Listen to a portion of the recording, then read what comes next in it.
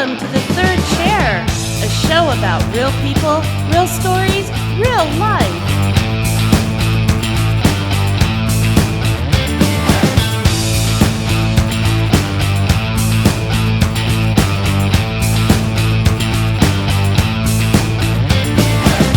And here are your hosts for The Third Chair, Peter Grigg and Doug Bazeski. So, Doug, have you been to Alaska?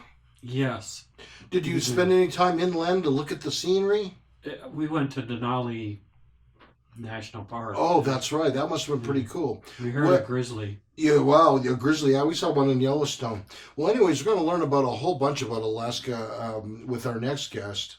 Looking forward because Alaska is beautiful. Yes, and we're hoping to show some of his photos as well. But our next guest has worked with Alaskan natives, helping to address alcoholism and domestic violence. He's worked in social services in Colorado and has had a near-death, out-of-body experience. Wow. Yes, I don't know if he's wrote a book about it. But anyways, please welcome my good friend and our special guest tonight, Bob VanCleave. Welcome our guest this week, Bob VanCleave. Welcome, Bob. Thank you. And he has been to many, a very interesting place, Alaska. It's a place I always wanted to live, and I even applied for a couple of jobs there. But you actually lived in Alaska for a few months and did some work there, some research. But you had another reason for following Alaska. You were following someone, right? Yeah, I was about a little over 30 years old at the time, and I really wanted to go to Europe. I was an avid bicyclist at the time, wanted to go to Europe and travel, and no one would quit their job with me. And so at the time, you know how things like that work. Paycheck. Well, I'd saved enough money to live for 6 months. That was how long I was going to be gone. At the time, I had dated a young woman, and she'd left the Department of Institutions where I worked, and she'd gone to Alaska. So I said, I believe I'll ride my bicycle to Alaska. I got the maps from something called the Bike Centennial Trail. I was going to ride my bicycle from Denver to Seattle, take me about 3 weeks, get on a boat and go north to Alaska and visit her. That's how it worked. When I was getting prepared to do that, a week before, I had quit my job, sold everything except my bicycle. And I was in a pretty serious car accident. I was hit by a car and nearly died, and went through a process. Peter mentioned about the near-death experience. I had a near-death experience, floating, I guess you would say, hovering in the ambulance at the scene, looking at myself, and my vitals that were being called in were very bad. I was dying. And the next thing I know, I was in a clinic somewhere, and they were cutting my clothes off, and I ended up in the hospital, and I don't remember much for a couple of days in the hospital. Liver damage, rebuilt my right leg. A whole lot of things happened to me, and I got out, spent a month with my parents, and got on a plane and went to Alaska. So you still went to Alaska? I still went. I was very stubborn. Very stubborn. But you had a job this time, or does that? No, I was going up there. See, this was my 6 months. I had 6 months of money, so I didn't have to work, and I traveled. I traveled by boat primarily. The ferry system in Alaska and Southeast is very popular for the people. Okay. They used to tell me the politicians come on planes and the people travel on the ferry. So I traveled on the ferry, and up there. From there, I decided at the end of my money I needed to come back. So I went to work back at the Department of Institutions in Grand Junction. So how did you get to work in Alaska later? I was at the time. I don't want to say a devotee, but I was very interested in Oral Roberts and Oral Roberts University. I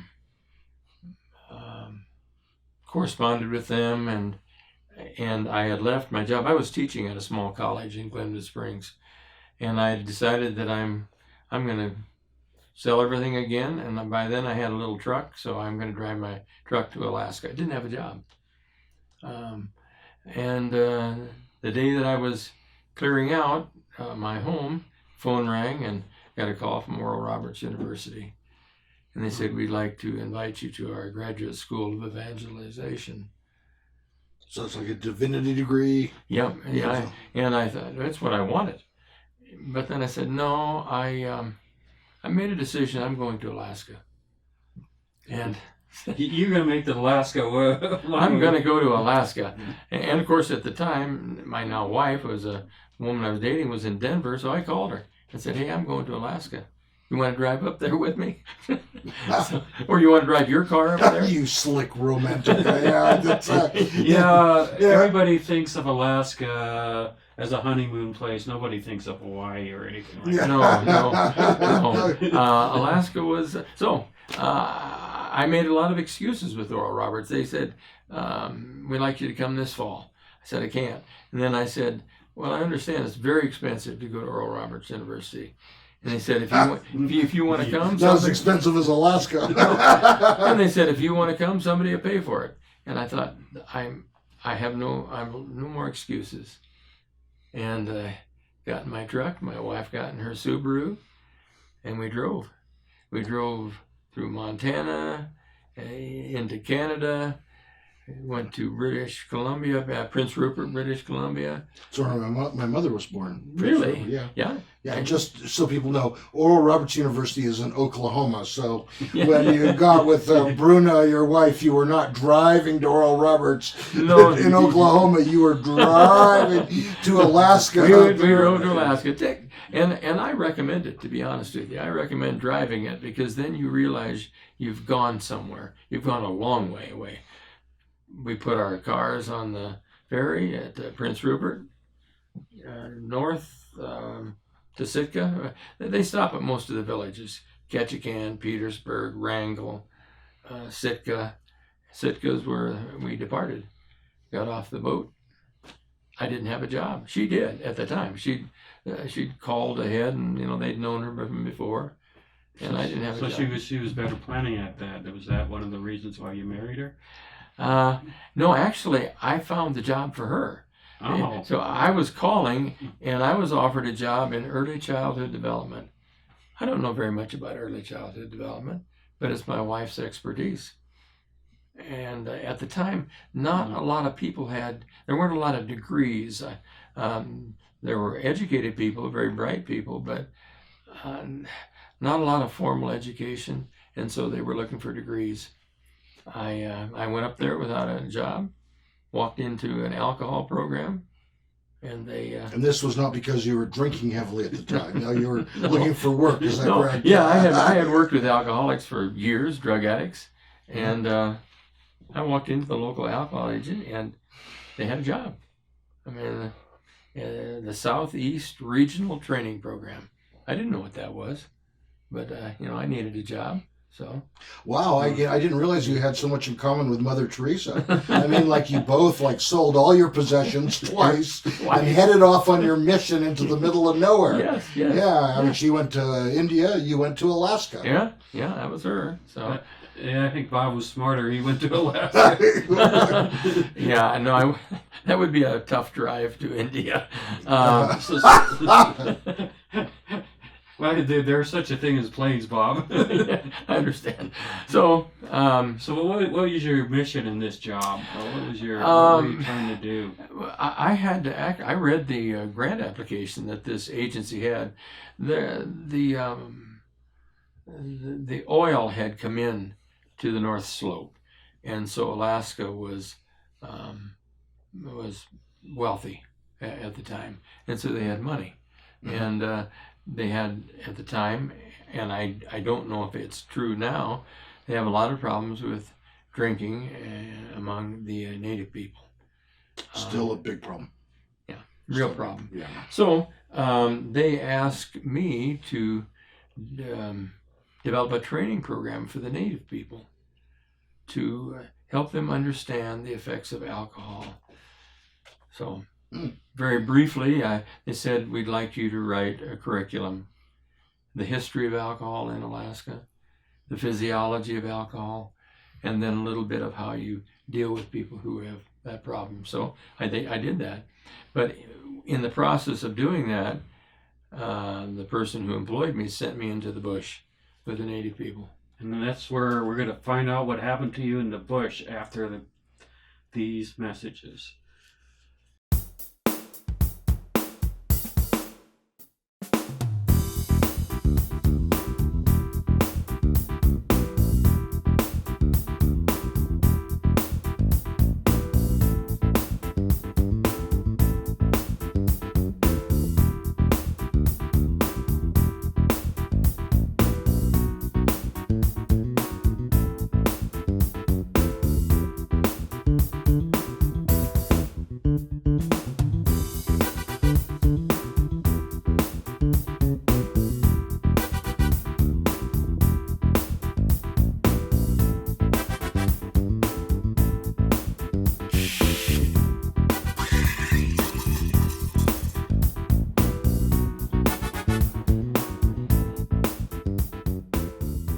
The official coffee of the Kentucky-Arizona Walnut Association? It's kava.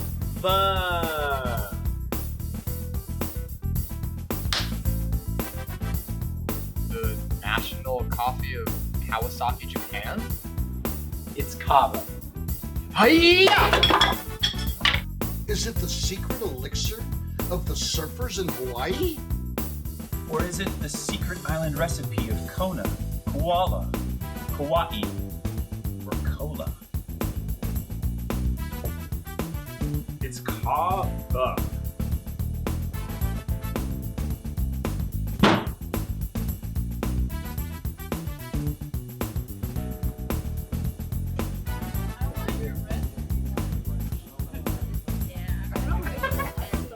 Kava is Polish for coffee.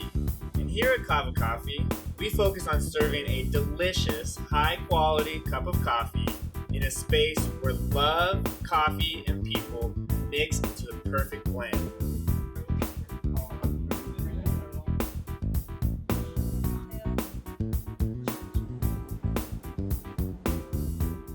We value our relationships with our customers and our roasters. Buy locally whenever possible and truly have the homemade touch. Our pastries, syrups, and even our almond milk are made in-house.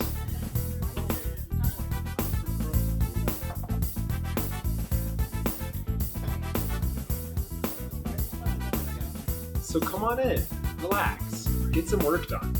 Enjoy the Kava community, some encouraging words from the Kava Coffee Gang.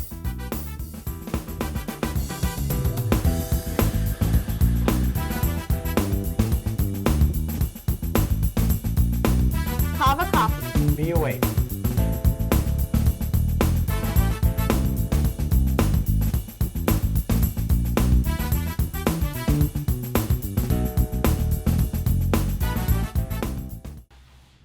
Welcome back to the third chair. We're talking to Bob VanCleave about his job in Alaska. So there you are in Alaska. You're supposed to find out why the natives are, so many natives are alcoholic. Mhm. So you have to go out to visit the natives and Yes. okay, and then what happened? I had never been in the bush before, ever. A complete neophyte. And I knew the field of alcohol, drugs pretty well. And I was pretty familiar with the native people and some of the problems they have, but I didn't know anyone. My boss gave me someone's name, and I contacted them, and he said it would be nice if I took them a gift. I said, what should I take them? He said, well, the kind of food that they can't buy in the bush. which is most things. So I took them some food of some kind, and I lived with them because there was no way I could. Well, there were no motels. I mean, you had to live with somebody. So they took me around, kind of door to door, and introduced me to people. And as you can imagine, I would say 99% native. Occasionally there would be a Caucasian school teacher, but they were leery and suspicious, I think. As I may have shared with you before, one of the first things they said to me is, "When are you going back?" The people connected with government and non-native people typically come for a week or two, and then they get tired of it and they go home. So how long were you in the bush? About 5 years. You were there 5 years? 5 years, yeah. Wow. Well, that explains a lot, Bob. And then you had to visit other islands too, right? Oh yes. I lived in a community that was on an island, but the only connection those villages have is the ones on the ocean are by boat or by air, and there are no airstrips in most of the villages, and so it's float planes that come in. Oh. So there were occasionally they built a jet runway in Petersburg around World War II. One runway, and but that is primarily a fishing village, Norwegian, Swedish, and not a native village. So the native villages were pretty remote, and they subsisted. They had a subsistence lifestyle. Subsistence meaning for normal persons, for white people, you have to have licenses for hunting and fishing. Subsistence means if you're a certain number of miles from a community where they have food, you can take wildlife as needed to subsist. So I hunted with them, I fished with them, I lived with them, and we grew very close. And so in the process, then I did develop a curriculum for the history of alcohol. They were fascinated because they didn't know. They really didn't understand. They knew that alcohol had decimated their villages, their culture, and but they didn't know why. And so that was my job to develop a history and teach them what had happened in Alaska. You mentioned before that when we talked to you that there weren't that many older people. Yeah, one of the first things that one of the elders, there weren't too many elders there. They were normally, I would say, not many people beyond their 40s or 50s. And one of the elders said to me, "You won't see many people with white hair around here anymore, particularly white-haired males." And I thought I knew what that was, but I said, "What's that about?" And he said, "Alcohol. Their own drinking, violence, homicides, suicides, accidents that took place when they were under the influence." So I was in my 30s at the time, and so most the men were in their 30s. There were some as old as in their 50s, but very few that were what you would consider elders. Now, you told us earlier about a story where the first time you went through the islands and having to coming in the middle of the night. Yeah, if there's a little understanding about how the geography in Alaska works and worked then, and when the ferry goes, it goes by tides, and so if the tide is not in, the boat can't come in, and so sometimes the tide comes in at midnight, 1 or 2 in the morning, and that's when you come in.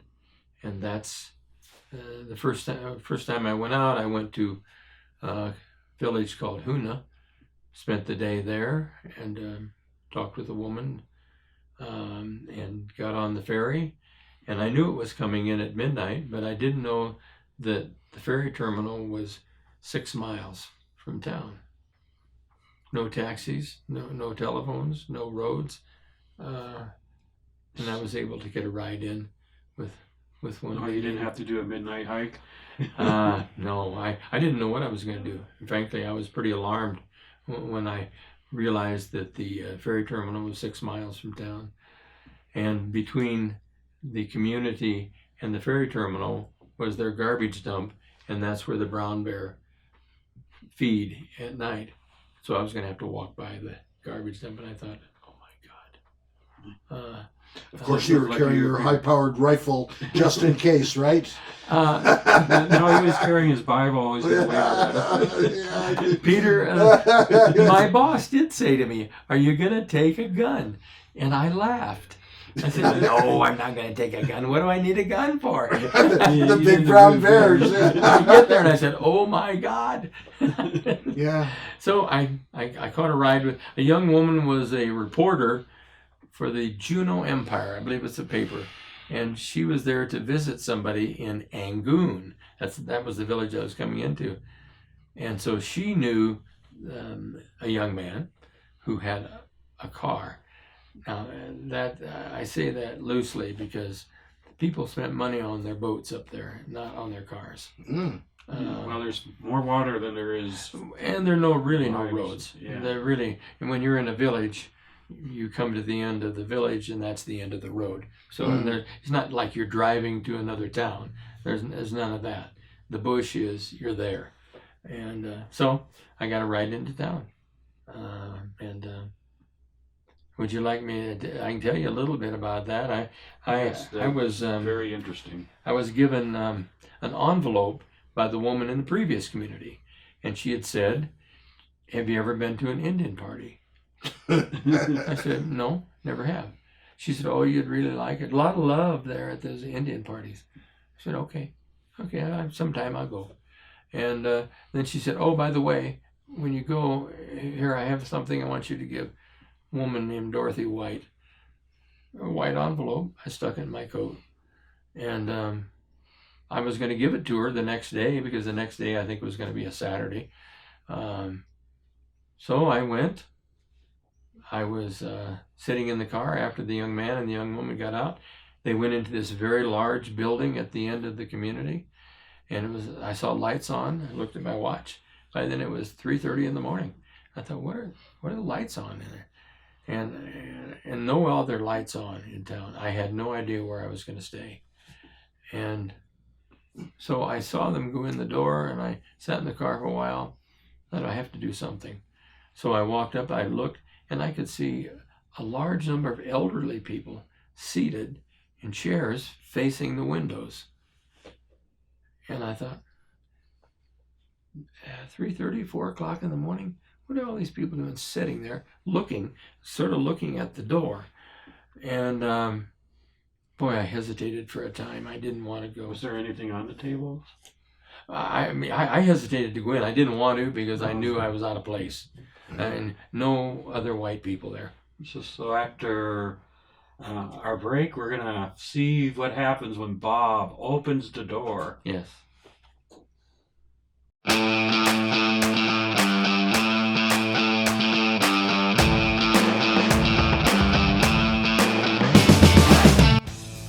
Hi, I'm Peter Gregg. And I'm Doug Biseski, and we are the host of The Third Chair. We are here at 9 Round Kickboxing in Colorado Springs, shooting a little of what we call B-roll for episodes 1, 5, and 6. Yes, Peter is about to get his butt kicked while I eat a hamburger. Subscribe to our YouTube page to watch these episodes. They are a sight to behold. And follow us on social media.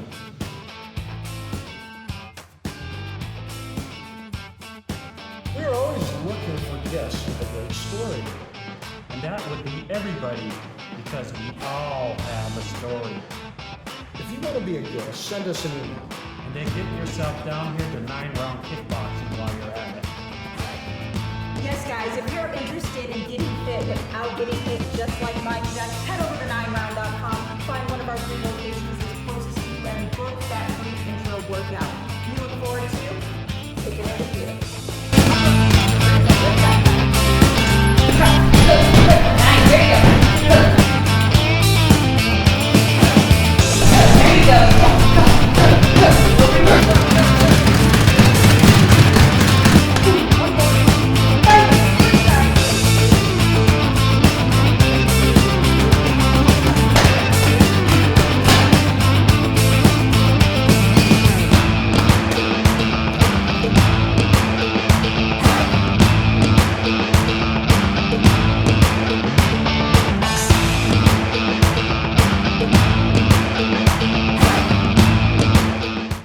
Welcome back to our interview with Bob VanCleave. And Bob came into this small village in Alaska at 3 in the morning, and he didn't know where to go, and he opens the door, seeing the only light in town. And Bob is going to tell us what happened when he opened the door. Well, I stepped through the door and immediately realized I probably was out of place. There were exclusively Native people, elderly Native people, faces, sitting on chairs looking at the door. And I thought, well, I shouldn't be here. And I tried to imagine how I would get out of there. And I started to leave. And I turned to leave, and someone grabbed my arm. And it was the man who had driven the car that I'd ridden in. And he said, "I've offended you." And I said, "No, you haven't offended me." He said, "Yes, I have offended you." I said, "No, I'm not offended." He said, you came in immediately after I came in. I was the last person from this village who entered before a stranger came. You are my responsibility. So I've offended you. I've offended my father, who was the chief of the tribe. And I said, no, you're going to be our guest. That was it. Then as I turned around, there were 2 card tables and 2 women with their backs to me, and there were enormous stacks of cash, greenbacks, money. So you're wondering what kind of drug laundering operation you stumbled into? into? Blankets and cases of cigarettes. And keep in mind, this is a lot of years ago, so people were smoking. Stacks. I had no idea what that meant. And I tried to think of, okay, then it occurred to me, oh, I have this envelope I was told to give to somebody in town. Mm-hmm. I didn't intend to give the woman the envelope. I took it out of my pocket and showed her. I said, "It's Dorothy White." She just took it out of my head and nodded, didn't say a word. And I thought, well, now, my whole purpose, I'm here. Well, then I was escorted over to sit by the chief, who English was perfect, but great English, and he explained to me the service was going on. It was a 40-day party. The belief is that with the death of a loved one, their spirit, their soul stays here on earth for a period of time, and then at the 40 days, there is a celebration and party, and their spirit or their soul goes to heaven. And during that time of mourning, people, as they do many times here in this part of the world, they do acts of kindness. They stop by, they say hello, they pastors, neighbors, friends, relatives take a covered dish, and all those kinds of things were taking place. And at the end of that period, they have what they call payback. And it's a concrete recognition that kindnesses have been done to them. And the payback was, unbeknownst to me, that envelope had cash in it. I didn't know that. The woman in the other village had given me some cash. Her clan was paying back the other clan who had done the kindnesses. I had no idea, and I still didn't know that. I spent the rest of the evening there explaining the dances, and they were native dances and native legends, and it showed elderly native people dancing, and he explained what that meant. And they fed me, oh my goodness, seal meat at 4 o'clock in the morning. And Did you like seal meat? Oh yeah, yeah. It's sort of like the texture is like beef, and the taste is like seafood. That's all I can tell you. Oh. I thought for sure you're going to go for chicken. The sea lion is the only animal that does not taste like chicken besides a cow. So I had a wonderful meal. I hadn't eaten. At 4 o'clock in the morning, I'm eating, and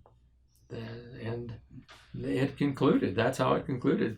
I didn't know until I had returned to my village, my community, that envelope had money in it.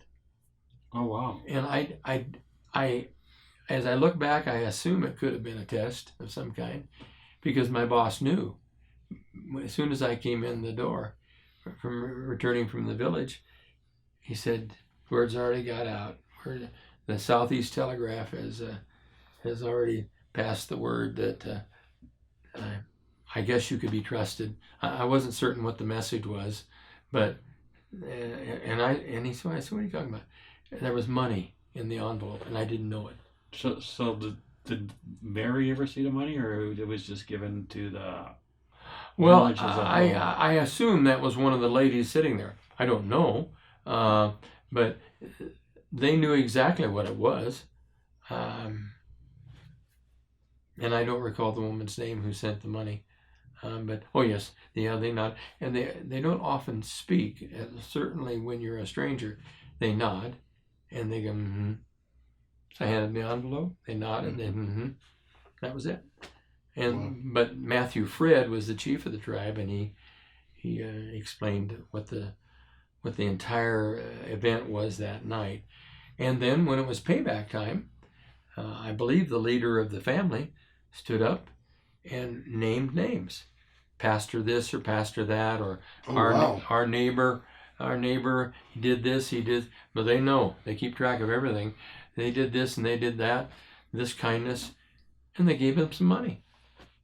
And there were other people who did things that I think they knew what they needed. They gave him beautiful blankets. That was many years ago, so they gave some cartons of cigarettes. I mean, until everything was gone. And the money was all gone from the table, and they had said thank you to everybody. And then it was time for everybody to go. Did you get a sense of like what people would get money for? Like if you brought like a meatloaf, you'd get some cash, but if you brought like my spaghetti, you might get a pack of cigarettes. I think the money went to acts of kindness. That's what I believe. Because the first people they mentioned were a pastor or deacon this, and or an elder in the tribe had done. They sat with us. They came and they talked with us, and they expressed their concern and their kindness and their love. That's what they gave money for. And then eventually, it wasn't like a blanket wasn't worth something.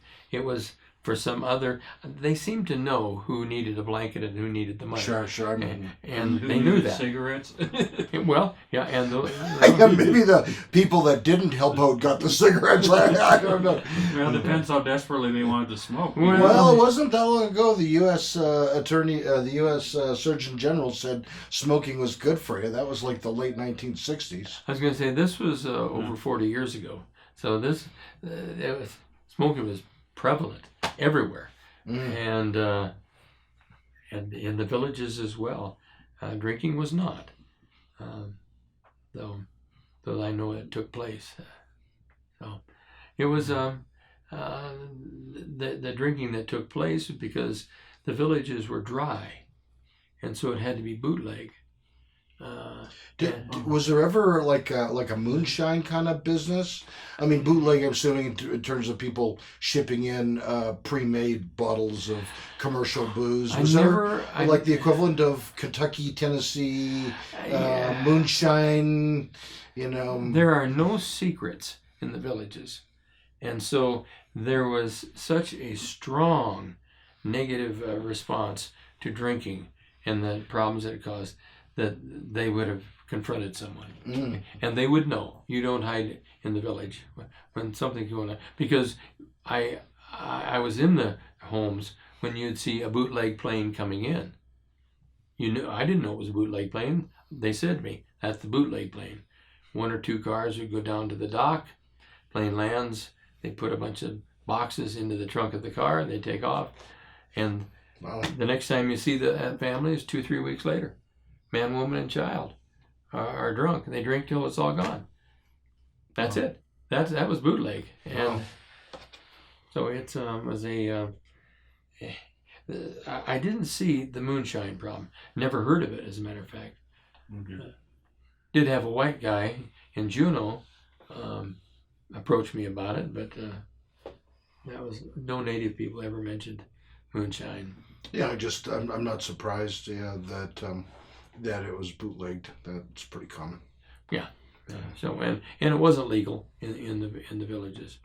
That was completely not acceptable. And there were some villages where white people had to be out of the village by sundown. Oh, wow. Otherwise, they're in danger? Was that the idea? You weren't permitted to stay. I assume, because I never would violate that, you'd be asked to leave. And you had to have a way to leave. How are you going to leave? Plan ahead. Because there's not a regular boat. The ferry comes in every 2-3 days. And so what did you do? If you couldn't stay, but there was no way to leave? You didn't stay long, did you? It never happened to me until I never was in a village like that where I didn't have an out. Or a family or somebody that would take care of that. And I always stayed with families. Yeah. Always stayed with families. And they treated me as one of their sons. In fact, the family that I stayed with had 3 daughters and they had no sons. And they took me in, and they took another Canadian Indian in. I don't know what his tribe affiliation was, but they, in a sense, adopted us as their sons. Well, we're going to have another break, and then we're going to talk about some spiritual experiences you had in Alaska. Okay. That'd be fine. When we come right back. We sure hope you're enjoying this episode of The Third Chair.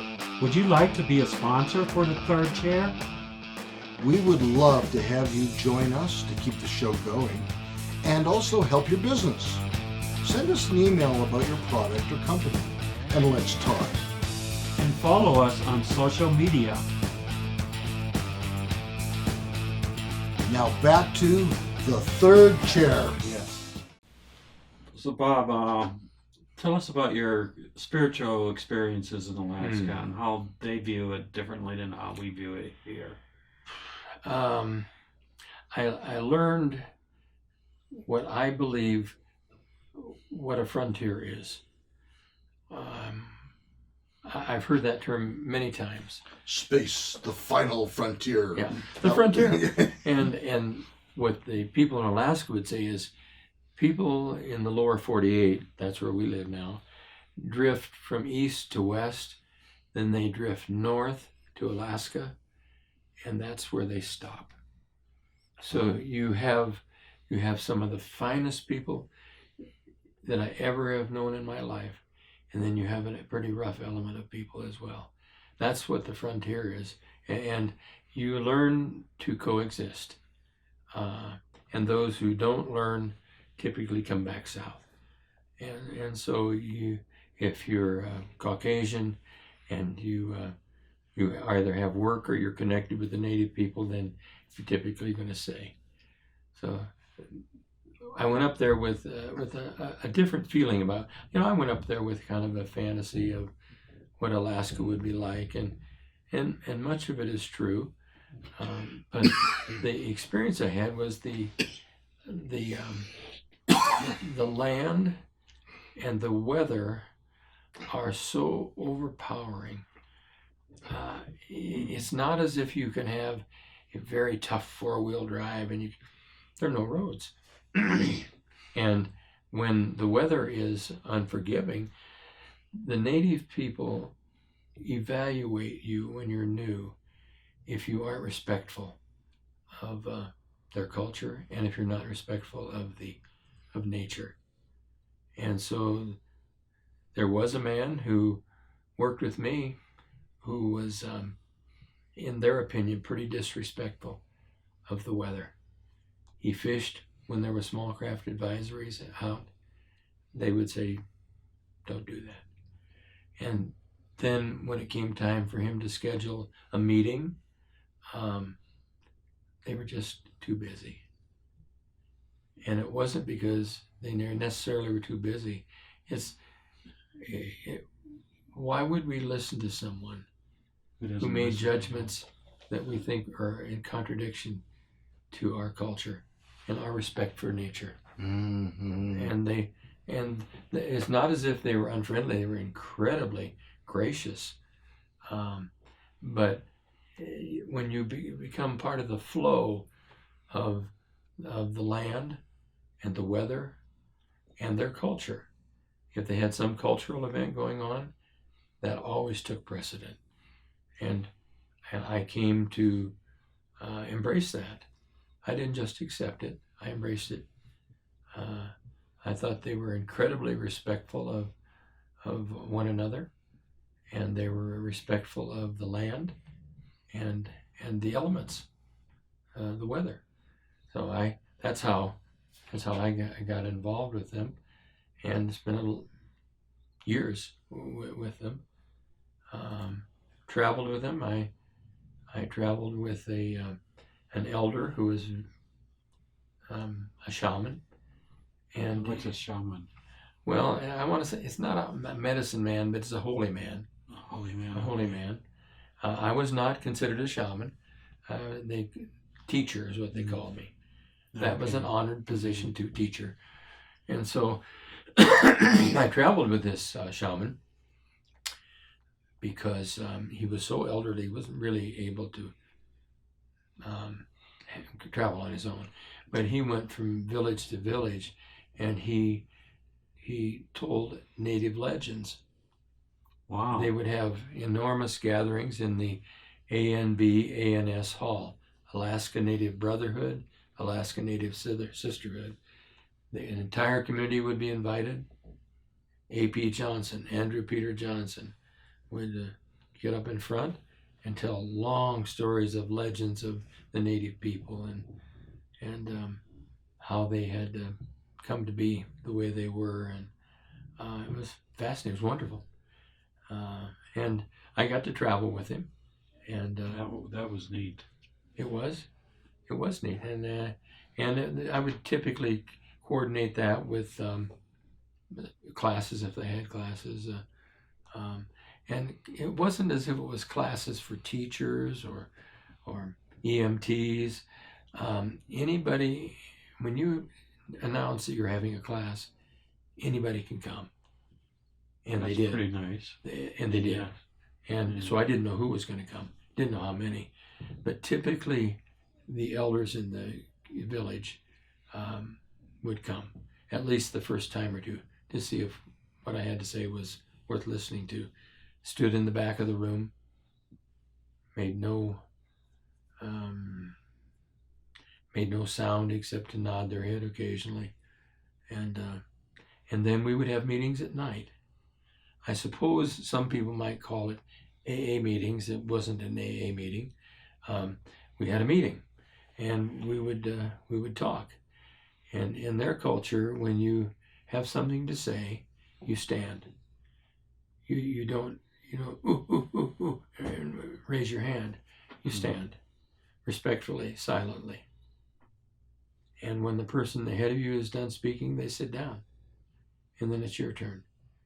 And they give long speeches, and they talk about their culture, and they talk about their families, and it's not uninteresting. It's fascinating to hear them tell the story. And they instructed me that when you come to the village, that you need to tell them where you're from, even though they don't know where you grew up. They don't have any knowledge of where you grew up. But you are to start your speech with, I'm not from your village. I'm from a village far away, thousands of miles. And tell them about this and this and this. I became very close to people because we shared some common values, respect for the elders. Even if an elder was wrong, even if they were incorrect in what they were saying, you would never challenge them, never challenge an elder. And that's what I was raised with. You know, I mean, they may not be right exactly, and I had a tremendous respect for elders, and so I connected easily with them. I didn't shy away from the food they cooked, whatever it was. I hadn't eaten most of it, but I liked it. I'm not one to shy away from anything. And they watch you very carefully because you're a guest. You're from outside the village to see if you're going to eat what they brought and put on the table. They watch you. Peter and I would have no trouble in that regard. You would have no trouble with that. Did they bring anything like crazy in your mind? No, they. The man ate sea lion. I would like to try sea lion. Oh, that would have to be further up north. They didn't hunt sea lions there. That's up in Inupiat Eskimos. So they bring different fish and different kinds of dishes. That one they did one that I loved, and they called it hooligans. Well, it's like a smelt, and once a year the hooligans are running. That means they're going upstream, and they netted them, and if I say it's like a sardine, that's about the size, but that's not what it's like. They don't gut it and clean it. They wash it and deep fry it. Oh. And then you eat it. Well, it's like a French fry. Yeah, and I think the French fry tastes like a fish, but it wasn't unpleasant. Like, oh my goodness, I'm crunching on the head. No, not at all. They and I did say to the one woman, because she'd made a bunch. I ate a bunch of them because I really liked it, and I said, oh, I suppose I'll have trouble sleeping. I ate so much rich food. Oh no, you'll sleep very well, and I did. I would say there was something in the fish. I slept very well. And there were things that were, well, as I said, I ate seal, and I didn't think anything of it. Ate a lot of dried fish when they weren't catching fish, and they would dip the dried fish. They hung them outdoors. They didn't have dryers. They hung them in whatever amount of sun they had, and it dried. Like a fillet, and then you cut it and break it off, and they almost like making it sort of a jerky. It is like a jerky. It's not quite as dry though. No, a little bit moister. But then, some of it was very dry, but they had seal oil, and you dipped it in seal oil. That was the tradition. Dipped in, and it was good. Seal oil tasted like fish. It was good. I mean, it's sort of like a fishy tasting olive oil. Have you ever thought of like having a truck in the community that sells these dried fish and sea lion oil as a snack? He was going to do it, but Bob's wife wouldn't let him go outside and have fish all around his house. He said the neighbors might believe me, I did not have my cooking skills wouldn't touch what theirs was. They could smoke fish and prepare fish, and it was beyond imagination, belief. Sure. In the village where I was adopted, the woman who was there, and again, it's always late at night. It's not like we got to get up and start our class at 9 in the morning. Mañana, whenever we get there. So we would go into the night, way into the night, and of course, I'm becoming familiar with tides. And Josephine, the woman who beaded my vest, said, "Oh, I haven't had clams for so long." See, part of what you learn is that you're supposed to recognize what nobody should have to ask you. You should have to recognize what you want. So immediately, it must have been 11:30, 12 o'clock at night, put our rubber boots on, our rain gear, 2 or 3 of us out to the beach, digging clams, and came back. She boiled up a bunch of them. Well, it's hard to imagine how many clams there are, but boiled them up, and we ate clams into the night. And it was a feast, and she was, it was so grateful, because it's important. I don't mean that you read their minds, but that you understand. You're supposed to understand what's needed and what's wanted without someone actually saying, "Oh, gee, I'm hungry for clams. I haven't had any clams for a while." No. "Oh, gee, as soon as she said it, I had lived there for a number of years. I and a couple of the other guys looked at each other, put the gear on, out we go. Well, isn't that like one of Dale Carnegie's rules? Seek first, understand before being understood, or is that Covey? Stephen Covey? I don't know. But I think it's Carnegie, but I'm not sure. In either case, we're going to have to hold these fishtails to a later date, and we'll be right back.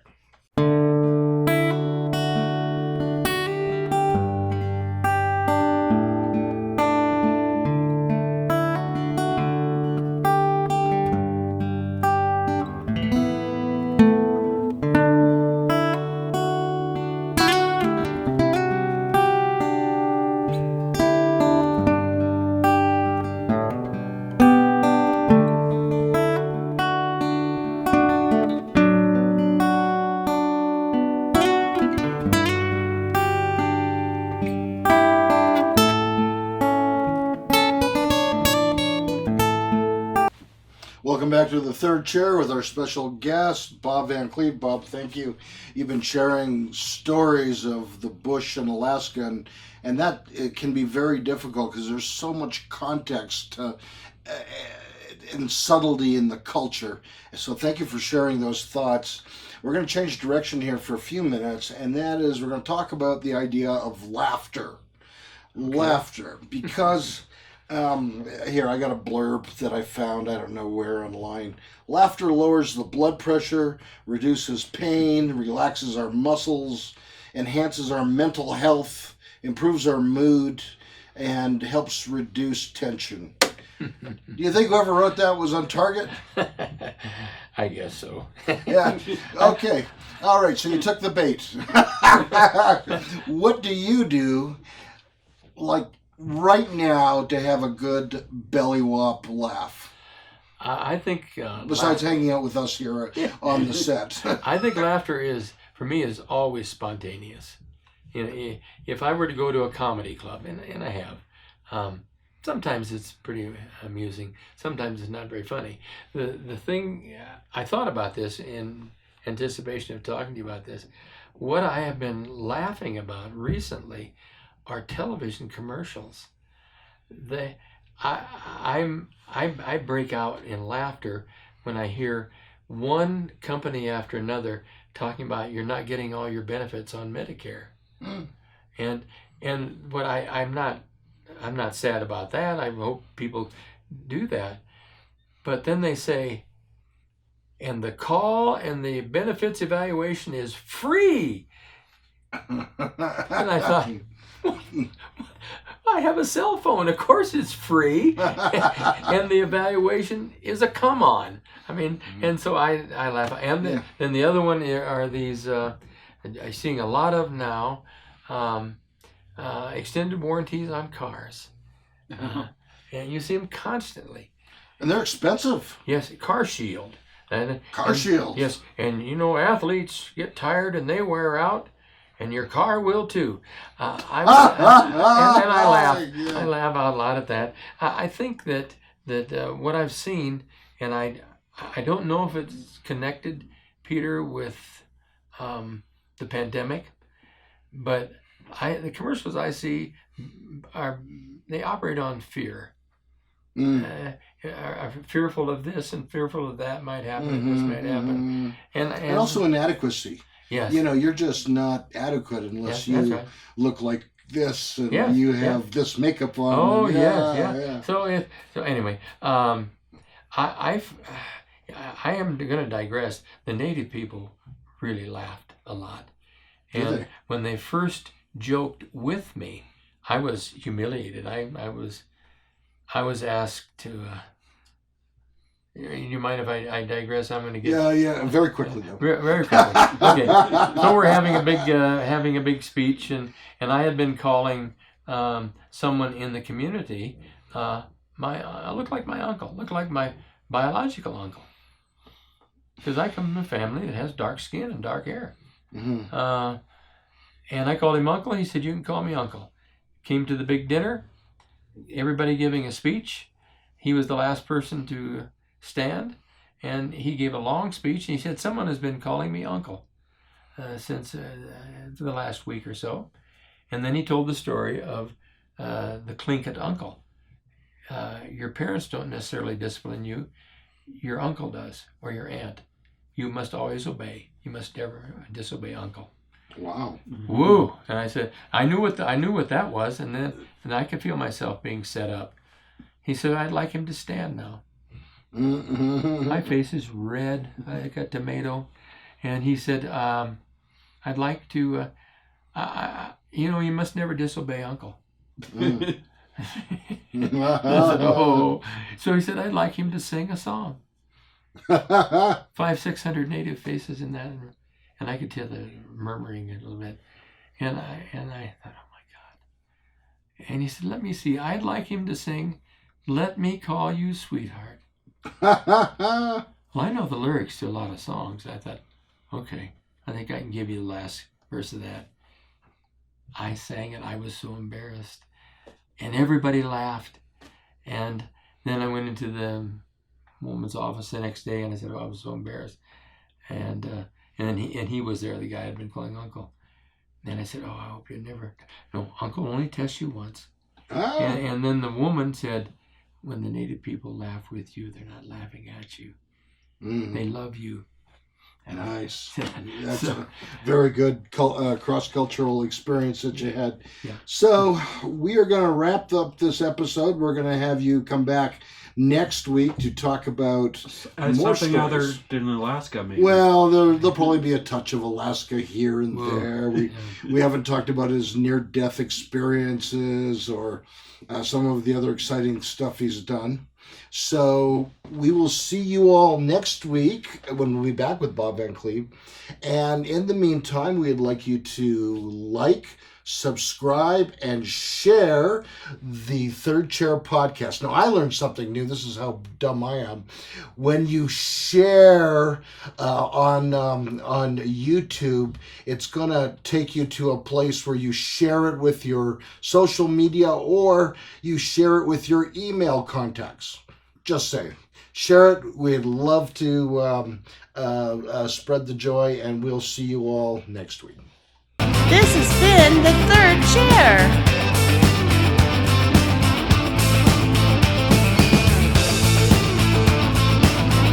Want to be a guest?